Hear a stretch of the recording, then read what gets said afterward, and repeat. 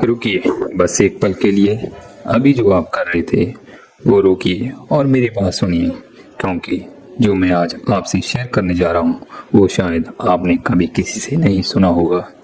आज रात जब सब सो जाएं और आप अपने कमरे में बिल्कुल अकेले हों तो एक काम कीजिए, छत की तरफ देखिए और खुद से एक सवाल पूछिए।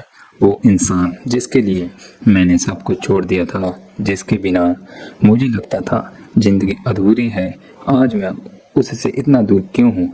ये सवाल लाखों लोगों को दिलों में है। कुछ जोर से पूछते हैं, कुछ चुपचाप अंदर ही अंदर घुटते रहते हैं, लेकिन जवाब किसी को नहीं मिलता, क्योंकि जवाब वहाँ नहीं जहाँ हम देखते हैं।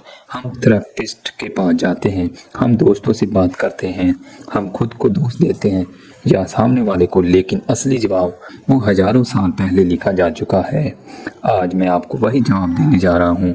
सोचिए एक पल के लिए, इस दुनिया में आज 8 अरब इंसान हैं, हर देश में करोड़ों लोग हैं, हर शहर में लाखों और हर गली में सैकड़ों, फिर भी आपकी ज़िंदगी में वही एक खास इंसान है। क्यों आया? उसी से नजरें क्यों मिली? उसी की आवाज़ आपको अच्छी क्यों लगी? उसी के साथ आपने साथ फेरे क्यों लिए? क्या ये सिर्फ इत्तेफाक था? नहीं, इत्तेफाक सिर्फ वो लोग मानते हैं जिन्होंने अभी तक जिंदगी की गहराई नहीं देखी।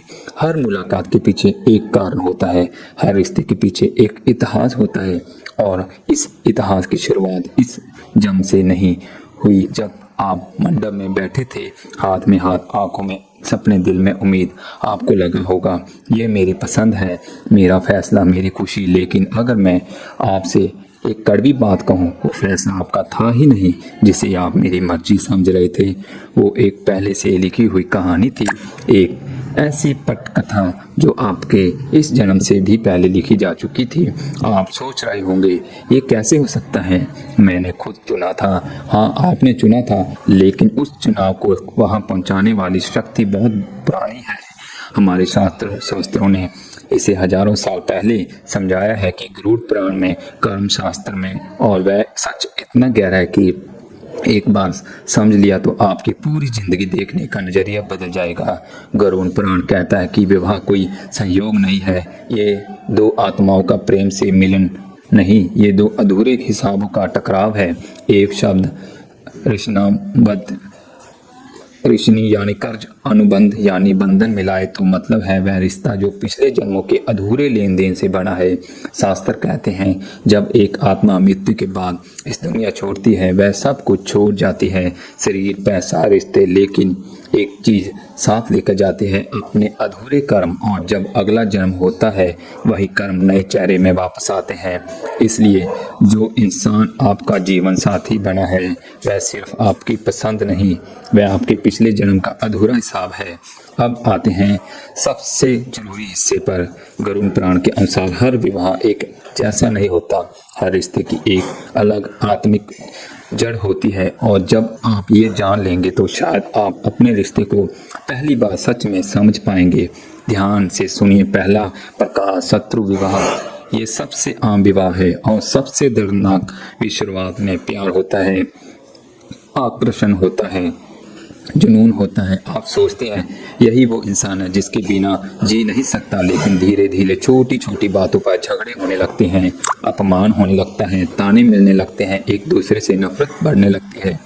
आप सोचते हैं ये इंसान इतना बदल कैसे गया, लेकिन सच्चाई ये है कि वो बदला नहीं, वो अपने असली रूप में आया है। पिछले जन्म में आपने उसे दर्द दिया था, आपने उसे तोड़ा था, उसके साथ अन्याय हुआ था और वह दर्द अधूरा रह गया। अब वह वापस आया है आपको वही दर्द महसूस कराने के लिए। और जब ये चक्र पूरा होता है रिश्ता टूट जाता है। यही है शत्रु विवाह, तलाक इसे होते हैं। दूसरा प्रकार, कर्ज का रिश्ता। कुछ रिश्तों में एक बड़ी असमानता होती है, एक इंसान हमेशा देता है, दूसरा हमेशा लेता है। एक कमाता है, संभालता है और समझता है, दूसरा सिर्फ लेता जाता है।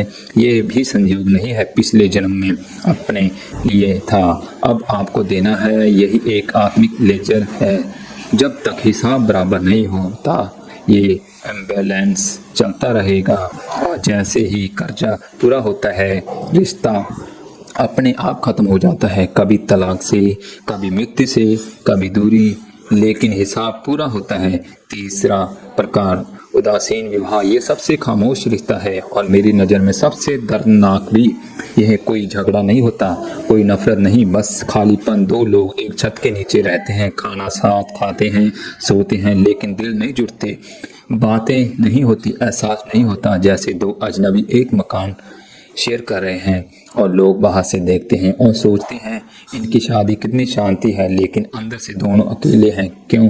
क्योंकि पिछले जन्म में ये रिश्ता बहुत हल्का था, बस एक छोटी सी डोर बाकी थी और इस जन्म में वो डोर पूरी हो चुकी। चौथा प्रकार पुण्य विवाह, और विवाह बहुत कम लोग हैं जिन्हें ये मिलता है पुण्य विवाह, जब वो दो आत्माओं पिछले जन्म में एक दूसरे का सहारा बनी थी, साथ मिलकर किसी का भला किया था, सच्चे मन से प्यार किया था, तब वह फिर मिलती है इस जन्म में। और ऐसे रिश्ते में झगड़े होते हैं, मुश्किलें आती हैं, लेकिन रिश्ता नहीं टूटता, क्योंकि इसकी नींव कर्ज की नहीं प्यार की है।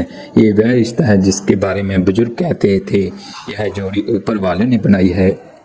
अब खुद से पूछिए आप किस रिश्ते में हैं। अब एक और सवाल जिसे लोग पूछने से डरते हैं, अगर शादी इतना पक्का बंधन है तो बीच में कोई तीसरा क्यों आता है? चीटिंग क्यों होती है? क्या वो लोग बुरे हैं?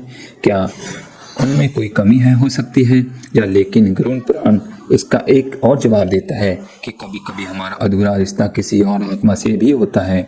पिछले जन्म में एक अधूरा प्यार था, एक अधूरी कहानी थी, वह आत्मा भी वापस आती है और जब वह मिलती है एक अजीब सा अनजाना सा खिंचाव महसूस होता है। लोग उसे प्यार समझ लेते हैं, लेकिन सच्चाई ये है, ये प्रेम नहीं, ये अधूरा कर्म है। और जब आप उस कर्म को समझते हैं तो उसकी शक्ति कमज़ोर पड़ जाती है। अब आते हैं इस सवाल पर जो सबसे ज़्यादा दिल दुखाता है, तलाक क्या है? ये हार है या क्या? जिनकी शादी टूट जाती है वह कमज़ोर हैं, गलत हैं, पापी हैं? नहीं, गरुड़ पुराण कहता है कि हर रिश्ता निभाने के लिए नहीं आता, कुछ रिश्ते ख़त्म होने के लिए आते हैं ताकि जो अधूरा था वह पूरा हो सके, जो हिसाब बाकी था वह चूक सके, और जब वह हिसाब पूरा हो जाए तो उस रिश्ते का काम ख़त्म हो जाता है।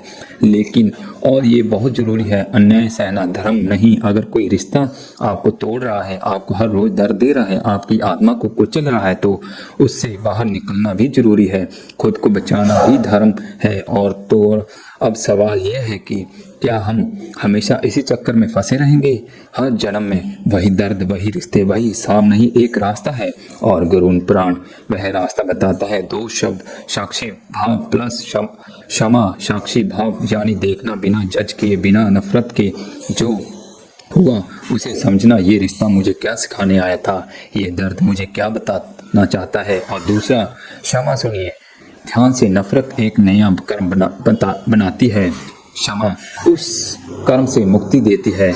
अब आप उस इंसान से नफरत करते हैं जिनसे आपको दर्द दिए, तो आप उससे एक और जन्म के लिए बन जाते हैं, लेकिन अब आप उसे माफ़ करते हैं तो वह डोर टूट जाती है, आप दोनों आज़ाद हो जाते हैं। आज रात आंखें बंद कीजिए और मन ही मन कहिए, जो भी हमारा हिसाब था आज मैं उसे ख़त्म करता हूँ, मैं तुम्हें माफ़ करता हूँ और मैं खुद को भी माफ़ करता हूँ।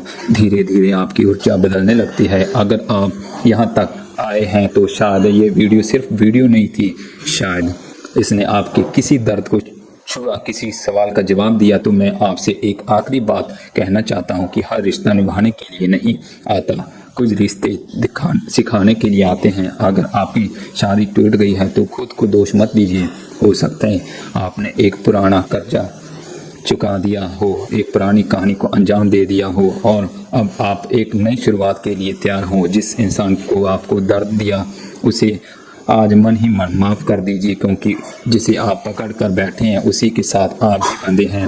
उसे आज़ाद कीजिए और खुद भी आज़ाद हो जाइए। कमेंट में बताइए कि आपका तलाक किस्मत या कर्म है। अगर ये वीडियो आपके दिल को छू गई तो इसे एक उस इंसान के पास जरूर भेजिए जिसे इसकी सबसे ज़्यादा ज़रूरत है। धन्यवाद।